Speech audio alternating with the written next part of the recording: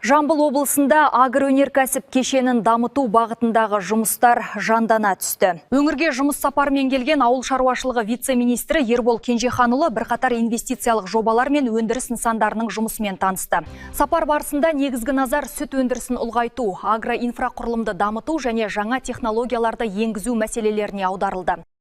Өңірдегі жұмыс сапары барысында вице-министр бір күн ішінде бірнеше ірі агроөнеркәсіп нысанын аралады. Құс шаруашылығындағы Алел агро фабрикасы, көкөніс сақтау қоймасы және жаңбырлатып суару технологиялары енгізілген егістік алқаптарының жұмысы таныстырылды. Сондай-ақ Шу ауданындағы жүгеріні терең өңдеу кешені мен шегірткеге қарсы жүргізіліп жатқан фитосанитариялық шаралар назарға алынды.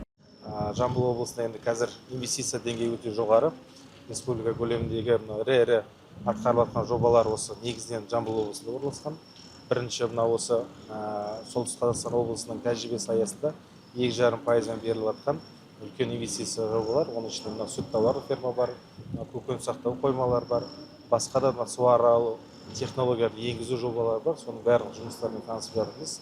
Сапардың келесі бағыты Жамбыл ауданында орналасқан Азнұр агро сауырлы сүт фермасы болды. 2024 жылы құрылысы басталған бұл кешен 2026 жылдың сәуір айында толық пайдалануға берілді. 400 басқа арналған заманауи ферма бүгінде толық қуатында жұмыс істеп тұр.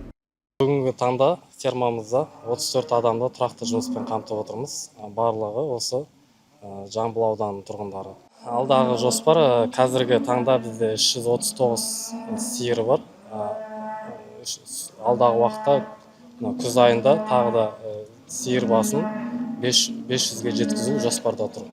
Жалпы құны 2 миллиард теңгеден асатын бұл кешен жылына 3600 тоннаға дейін сүт өндіруге қауқарлы. Қазіргі таңда тәулігіне орта есеппен 2 тонна сүт Меркіз сүт зауытына жөнелтіліп отыр. Вице-министр жұмыс сапары барысында мұндай жобалардың елдің азық-түлік қауіпсіздігін нығайтып, экспорттық әлеуетті арттырудағы маңызын атап өтті. Бұл Жамбыл облысында агроөнеркәсіп саласының жүйелі дамып келе жатқанын көрсетеді. Мөлдір Омбай, Мейрамбек Сағынов, Елдар Түстікбай, Қордай, 24 Ньюс.